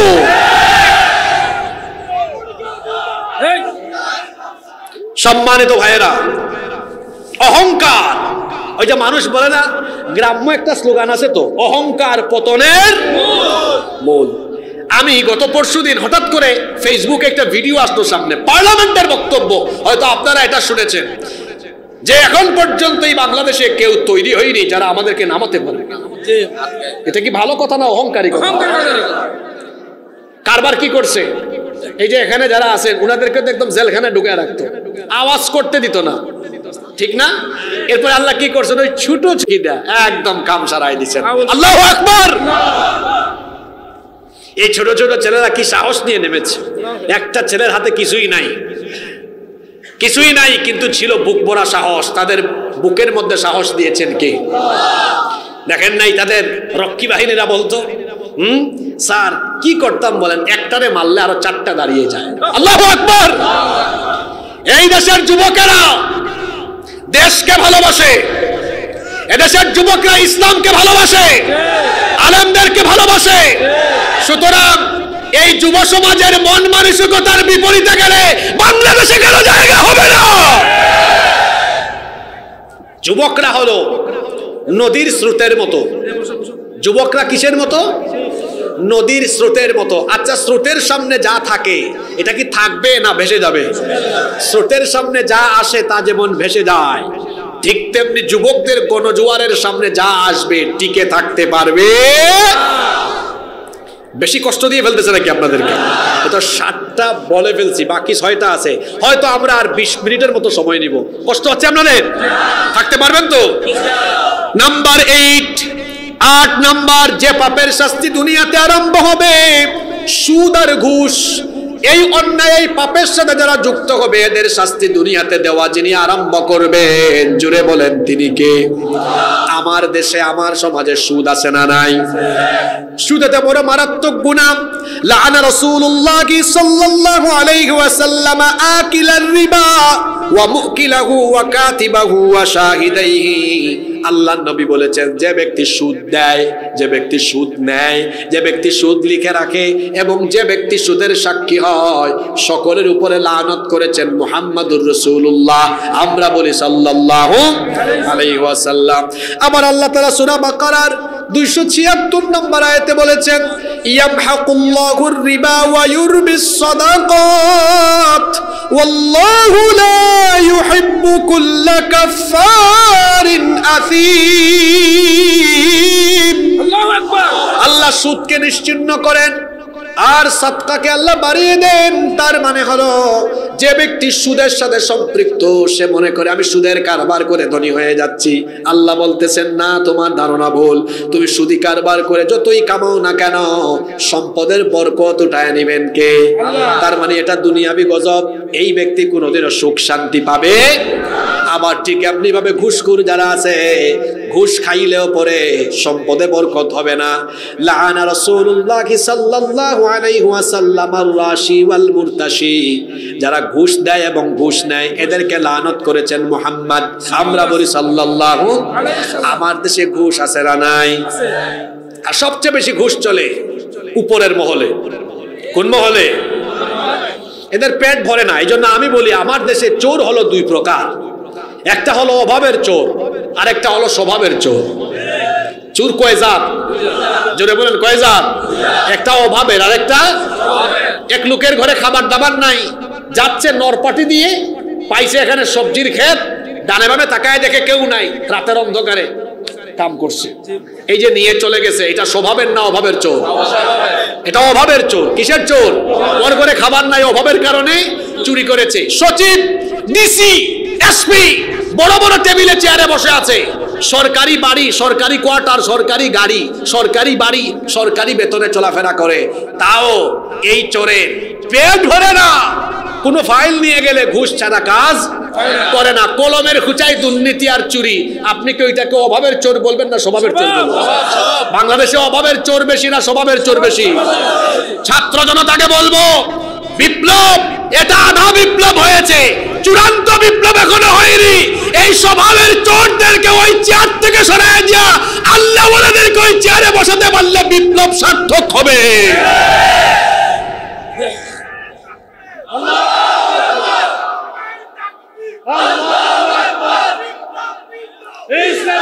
স্লোগান দিচ্ছেন, দেন, অসুবিধা নাই, কিন্তু বুঝে দিলেন না, না বুঝে দিলেন। আমি কি বললাম যে বিপ্লব হয়েছে এটা আধা বিপ্লব। এটা কি বিপ্লব? আধা বিপ্লব, অর্ধেক, হাফ। এখনো আপনি গিয়ে দেখেন চরিত্র আগের মতোই আছে। ওই যে বললাম অভাবের চোর আর স্বভাবের চোর। আমার দেশে কোন চোর বেশি? আমি কথাটা কি বললাম? স্বভাবের চোরদেরকে ওই জায়গা থেকে সরাইয়া দিয়া কুরআনওয়ালা লোকদেরকে ওই চেয়ারগুলোতে বসাতে পারলে এই দেশ বদলে যাবে। আমরা সেখানে কুরআনওয়ালা লোকদেরকে বসাতে চাই কি চাই না? ওইটা করতে হবে। সম্মানিত ভাইয়েরা, কষ্ট হচ্ছে? 8টা গেল। নাম্বার 9 নাম্বার, মাদক এবং জুয়া। এগুলোতে আসক্ত হবে যারা, দুনিয়াতে আল্লাহর গজবে পড়বে তারা। মাদকাসক্ত লোকদের চেহারায় গজব থাকে, দেখবেন চেহারাটা দেখলে চোরের মতো লাগে, গাল ভাঙ্গা হাড্ডির চিপার ভিতরে ঢুকে গিয়েছে। তারপরে জুয়া করে যারা, আমার দেশে জুয়া আছে না নাই? বিপিএল এর খেলা হয় ঢাকায়, আর জুয়ার বাজি হয় কুমিল্লায়। আইপিএল এর খেলা হয় ইন্ডিয়ায়, জুয়ার বাজি হয় বাংলাদেশে, আছে না নাই? অনলাইন জুয়া চলছে, অনলাইনে এখন যুবকেরা জুয়া খেলে। খবরদার মাদক আর জুয়ার সাথে লিপ্ত হবেন না। এই দুইটা গুনার সাথে লিপ্ত হলে চেহারা সুরত শেষ হবে, আপনার স্বভাব চরিত্র নষ্ট হবে, দুনিয়াতে আপনার মান-ইজ্জত থাকবে না, সবকিছু থেকে বরকত উঠায় নেবেন কে? তারপরে 10 নাম্বার হলো কাসবুল হারাম। হারাম পথে, বৈধ পথে, অন্যায় পথে টাকা পয়সা উপার্জন করলে পরে শাস্তি দুনিয়াতেই দেওয়া আরম্ভ করবেন কে? মনে রাখবেন, হারামের মধ্যে কোনো আরাম পাওয়া যায়? আল্লাহর নবী কি বলছেন? আল্লাহর নবীর হাদিসটা শুনেন। আল্লাহর নবী বলেছেন, নিশ্চয়ই দুনিয়ার মাল সম্পদ হলো সুমিষ্ট, চাকচিক্যময়, আকর্ষণীয়। ফামান আখাযাহু বিহাক্কিহি ওয়া ওয়াদাহু ফি হাক্কিহি ফানি'মাল মাউনাতু হুয়া। যে ব্যক্তি বৈধ পথে, সৎ পথে এটা উপার্জন করবে, আল্লাহ ওই ব্যক্তির উপর নেয়ামত দিবেন, বরকত দিবেন। সুবহানাল্লাহ। ওয়া মান আখাযাহু বিগাইরি হাক্কিহি কানা আল্লাযী ইয়াকুলু ওয়া লা ইয়াশবা। আর যে ব্যক্তি অবৈধ পথে তা উপার্জন করবে, ওই ব্যক্তির পেট ভরবে না। ওই ব্যক্তির উদাহরণ নবীজি দিয়েছেন ওই ব্যক্তির মতো যে ব্যক্তি খাবার খায় কিন্তু পেট ভরে না। হারাম পথে উপার্জন করলে পরে মাথার মধ্যে এমন এক চিন্তা ঢুকবে, নেশা হয়ে যাবে, খাইতে খাইতে খাইতে খাইতে খাদকের দলের পেট আর ভরে না। দেখা যায় অবস্থা এমন হয়, এত সম্পদ আছে সারা জীবন খাইতে পারবে, তাও দেখা যায় চুরি চামারি ডাকাতি দুর্নীতি ছাড়ে না। এমন মানুষ আছে না নাই? এজন্য আল্লাহ এদের কথা কোরআনে সূরা তাকাসুরে বলেছেন, আল্লাহকুমুত তাকাসুর হাত্তা যুরতুমুল মাকাবির। প্রাচুর্য এদের পেট ভরাতে পারে না, কবরে যাওয়ার পরে পেট ভরবে। আল্লাহর নবী হাদিসে বলেছেন, ওয়ালাইয়ামলা ফাহু ইল্লা তুরাব। এদেরকে দুনিয়ার টাকা পয়সা সম্পদ দিয়ে পেট ভরানো যাবে না, কবরের 3.5 হাত মাটি ছাড়া এদের পেট কোনো কিছুতেই ভরবে না। খবরদার হারাম পথে উপার্জন করবেন না, মানুষকে কষ্ট দিয়ে টাকা কামাবেন না। হারাম পথে যে পয়সা অর্জন করা হয় সেখানে আরাম থাকে না। দেখেন না কত মানুষ যারা দেশের সম্পদ চুরি করে, জনগণের সম্পদ চুরি করে হারাম পয়সা কামিয়েছে, সুন্দর সুন্দর বাড়িঘর সবকিছু ফেলে রেখে দেশ থেকে পালিয়ে গিয়েছে। উপভোগ করতে পারে, হারামে কোনো আরাম নাই। আর হালাল সেটা যদি অল্প হয় সেটার মধ্যে বরকত আছে না নাই? এজন্য আমরা হারাম খাবো না, হারাম পথে চলবো না, হারাম উপার্জন করব না। কারণ হারাম উপার্জন করলে, হারাম খাইলে পরে দুনিয়া থেকেই শাস্তি আরম্ভ দেওয়া করেন কে? আর আরো একটা আশ্চর্যজনক কথা হলো, হারামখোরের কোনো ইবাদত বন্দেগী দুয়া আল্লাহর দরবারে কবুল। এজন্য আমরা হারাম খাবো না, হালাল খাবো। আল্লাহ আমাদেরকে হারাম থেকে বাঁচায় রাখেন, বলেন আমিন। 11 নম্বর, ব্যবসা বাণিজ্য অনেকে এখানে করেন, এটা ব্যবসায়ী ভাইদের উদ্দেশ্যে বলছি। ব্যবসা বাণিজ্যে যারা অতিমাত্রায় কসম করে, মিথ্যা কসম আর ধোঁকাবাজি করে, এদের ব্যবসা বাণিজ্য আর জীবনের সবকিছু থেকে বরকত উঠায়া নেন কে? দুনিয়া থেকে এরা গজব পায়। আল্লাহর নবী বলেছেন, ইয়াকুম ওয়া কাসরাতাল হালিফি বিল বাই'আ। আল্লাহর নবী বলেছেন, ব্যবসা বাণিজ্যে বেশি বেশি মিথ্যা শপথ করার ব্যাপারে তোমরা সতর্ক হও। ফা ইন্নাহু ইউনাফিকু সুম্মা ইয়ামহাক। বুখারীর হাদিস, আল্লাহর নবী বলেছেন, যদিও মিথ্যা কসম করলে তোমার বেচাকেনা বাড়বে, কিন্তু তোমার সম্পদে ব্যবসায় বরকত কমে যাবে। দেখবেন অনেকে ব্যবসা করে খালি কসম করে। আমার দিকে তাকান, লাকসামে ব্যবসা আছে, একটা প্রোডাক্ট, একটা পণ্য বিক্রি করতেছ, কয় ভাই আল্লাহর কসম, এটা 1 নম্বর দিছে, কিন্তু 2 নম্বর। এই যে মিথ্যা কসম করলো, হ্যাঁ, কাস্টমার মনে করবে আরে বাপরে বাপ, কি আল্লাহর ওলি, কসম করে ফেলছে। মিথ্যা তো হইতে পারে না। আল্লাহর নবী বলছেন, মিথ্যা কসমের ফলে তোমার বেচাকেনা বাড়বে, কিন্তু সম্পদে ব্যবসা বাণিজ্যে বরকত কমবে। আবার আল্লাহর নবী আরো বলেছেন, খবরদার বেচাকেনায় মিথ্যাও বলো না। অনেকে আছে মিথ্যা বলে, কয় ভাই শোনেন, আপনাকে কেনা দামে দিয়ে দিলাম। কি জাতের বাটপার! আচ্ছা, কেনা দামে যদি আপনারে দিয়ে দেয়, তার দোকানের বিদ্যুৎ বিল আর দোকান ভাড়া কি কাস্টমারের নানা বাড়ি থেকে এনে দিবে নাকি? এই কথা যে বলবে আপনি বুঝবেন এটা চিটার। হ্যাঁ, আপনি এটা বলতে পারেন, ভাই আমি সীমিত লাভে আপনাকে দিচ্ছি, আরেকজনের কাছে লাভ করি 2 টাকা, কিন্তু আপনি আমার খাতিরের মানুষ, পছন্দের মানুষ, 1 টাকা লাভ করলাম, কম লাভ করেছি, এটা বলতে পারেন। কিন্তু বলে কি, ভাই কসম আল্লাহ, কিনা দামে দিয়ে দিলাম। আল্লাহ নবী বলছেন, এরকম মিথ্যা শপথ ধোঁকাবাজি করে ব্যবসা বাণিজ্য করবা, বেচাকেনা বাড়বে, কিন্তু বরকত বিপদ আপদ। এজন্য দেখবেন যারা হারাম পথে পয়সা কামায়, ওদের জীবনে দুঃখ দুর্দশা বিপদ আপদ লেগেই থাকে। হারাম পথে পয়সা কামায়, কিন্তু এমন এমন রোগ হয়, সিঙ্গাপুরে মাউন্ট এলিজাবেথে গিয়েও পয়সা খরচ করতে করতে ভালো হইতে পারে না। ওই যে হারামে কোনো আরাম পাওয়া। 12 নম্বর, যাকাত যাদের উপর ফরজ, যাকাত যদি দেওয়া না হয় আসমানি গজব আসবে। আল্লাহর নবী বলেছেন, লাম ইয়ামনাউ যাকাতা আমওয়ালিহিম ইল্লা মুনিউল কাতরা মিনাস সামাই ওয়ালাউলাল বাহাইম লাম ইউমতারু। আল্লাহর নবী বলেছেন, যেই দেশে যাকাত ঠিকমতো আদায় করা হয় না, ওই দেশে বৃষ্টিপাত কম হয়, খরা লেগে থাকে, দুর্ভিক্ষ বা বনটন লেগে থাকে।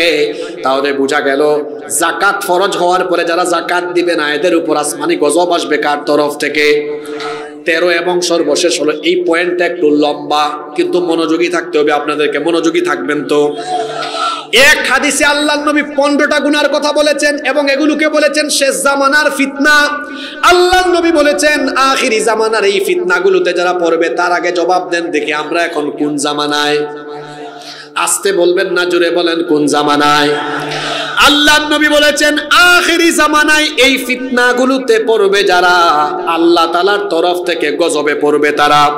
হযরতে আলী বিন আবি তালেব রাদিয়াল্লাহু আনহু এই হাদিসের বর্ণনাকারী সাহাবী, তিনি বলছেন আল্লাহর রাসূল বলেছেন ইদা ফাআলাত উম্মতি 15 খাসলাতান হাল্লা বিহাল বালা। আল্লাহর নবী বলেছেন যখন আমার উম্মত এই 15টা কাজ করবে তাদের উপরে আসমান জমিনের গজব আসবে। গজব দিবেন কে? 15টা কাজ।